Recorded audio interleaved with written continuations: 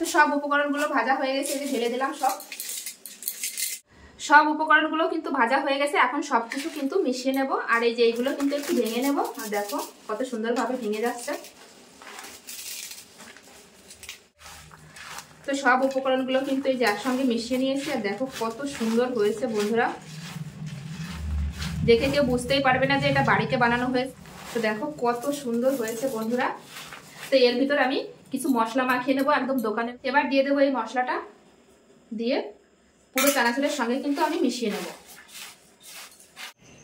নমস্কার বন্ধুরা, তোমাদের সবাইকে অনেক অনেক স্বাগত জানাই বন্যা রান্নাঘরে। আজকেও কিন্তু দুর্দান্ত একটা মুখরোচক রেসিপি নিয়ে চলে এসেছি। আজকে বানাবো কোনো রকম মেশিন ছাড়াই কিন্তু একদম কড়মড়ে হচ্ছে নমকিন বা চানাচুর, যে যেটাই বলো না কেন। তো একদম কোনো রকম মেশিন ছাড়াই বানাবো আর ঘরে থাকা উপকরণ দিয়েই কিন্তু বানাবো। অনেকেই মনে করে যে নমকিন চানাচুর বানানোটা অনেক কঠিন, কিন্তু একদমই না। একদমই সহজ পদ্ধতিতে তোমাদের দেখিয়ে দেবো। যে এখনো পর্যন্ত রান্নাঘরে যায়নি বা বানাতে পারে না, সেও কিন্তু এই ভিডিওটা দেখার পরে কিন্তু অবশ্যই বাড়িতে বানিয়ে নিতে পারবে। তো যে সকল বন্ধুরা নতুন ফেসবুক থেকে দেখলে অবশ্যই পেজটি ফলো করবে, আর ইউটিউব থেকে দেখলে অবশ্যই চ্যানেলটি সাবস্ক্রাইব করে আমার পাশে থাকবে। তো চলো শুরু করি। আর কি কি উপকরণ নিয়েছি তোমাদের বলে দেবো, তো দেখতে থাকো। তো প্রথমে আমি দেখো একটা বাটির ভিতর কিন্তু বেসন নিয়ে নিয়েছি। তোমরা যদি মনে করো যে অনেক বানাবে তাহলে কিন্তু একটু বেশি পরিমাণে নেবে, যদি মনে করো যে কম বানাবে তাহলে একটু কম পরিমাণে নেবে। তো আমি পরিমাণ অনুযায়ী নিয়েছি। তো এর ভিতর কিছু উপকরণ মিশিয়ে দেবো। দিয়ে দেবো এখানে হলুদ গুঁড়ো, লঙ্কা গুঁড়ো, একটু আজওয়ান আর স্বাদ অনুসারে লবণ। তো পুরো মশলাটাই দিয়ে দেবো এর ভিতরে, দিয়ে কিন্তু খুব ভালো করে মিশিয়ে নেব। শুকনো উপকরণগুলো কিন্তু খুব সুন্দর করে মিশিয়ে নিয়েছি। এখন আমি অল্প অল্প জল দিয়ে কিন্তু একটা বেটার বানিয়ে নেব। একবারে কিন্তু বেশি জল দেওয়া যাবে না, অল্প অল্প জল দেওয়ার একটা বেটার বানিয়ে নেব।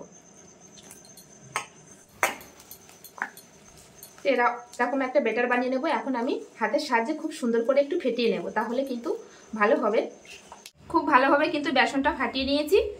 তো এখন আমি অর্ধেকটা বেসন কিন্তু এরকম একটা পলিথিন নিয়ে নিয়েছি। তো এরকম একটা যে কোনো মোটা এরকম একটা পলিথিন নিয়ে নেবে। তো এর ভিতর দিয়ে দেবো। আর যে বেসনটা আমি রেখে দিয়েছি এর ভিতর কিন্তু আর একটু জল দিয়ে কিন্তু একটু পাতলা করে নেব।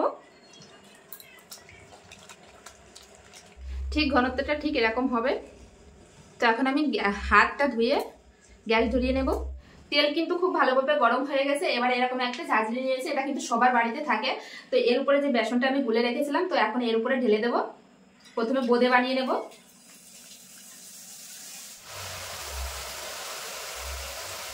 কত সুন্দর হচ্ছে দেখো, উল্টে পাল্টে খুব সুন্দর করে ভেজে নিয়েছি বোঁদেগুলো। এই দেখো একদম মুচমুচে করে। তো এখন এই যে তেল ছেঁকে কিন্তু একটা প্লেটে আমি তুলে নেব। একইভাবে কিন্তু বাকি যেটুকু আছে একইভাবেই কিন্তু ভেজে নেব।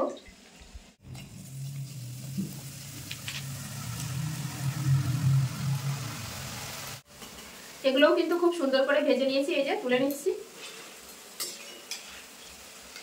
তো দেখো যেটা প্যাকেটের ভিতরে রেখেছিলাম এরকম একটা ছিদ্রে কিন্তু আমি একটু এরকম এখানে ছিদ্র করে নিয়েছি। এবার তেলটা তো গরম আছে, এবার তেলের উপরে কিন্তু দিয়ে দেবো। তো এমন কোনো নেই যে কোনো আকার হতে হবে, তোমরা যে কোনো আকারে কিন্তু দিতে পারো।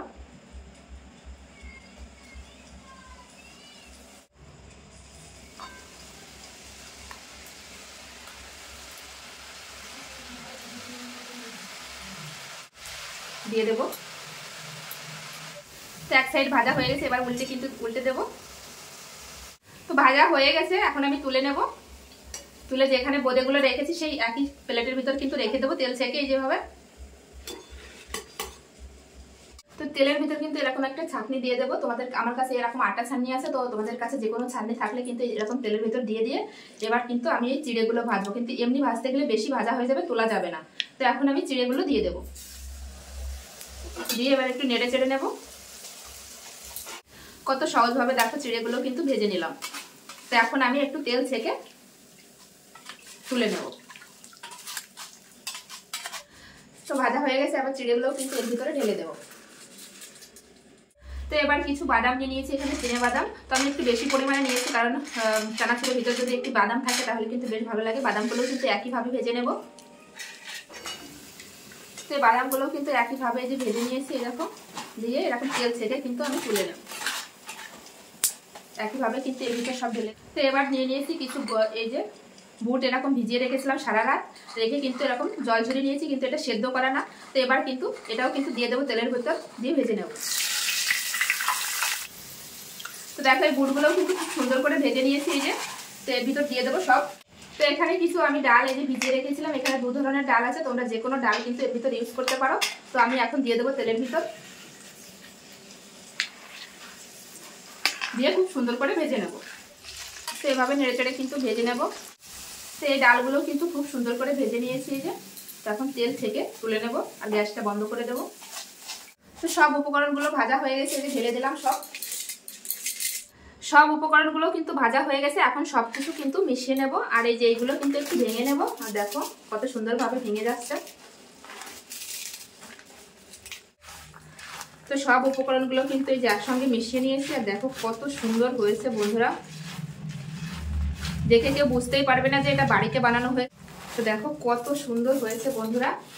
তো এর ভিতর আমি কিছু মশলা মাখিয়ে নেবো একদম দোকানের মতো। তো এখানে নিয়েছি আমি মিট মশলা, তার ভিতর দিয়ে দেবো একটু লঙ্কার গুঁড়ো আর দিয়ে দেবো একটু লবণ, দিয়ে খুব সুন্দর করে কিন্তু মিশিয়ে নেব। এবার দিয়ে দেবো এই মশলাটা, দিয়ে পুরো চানাচুরের সঙ্গে কিন্তু আমি মিশিয়ে নেব।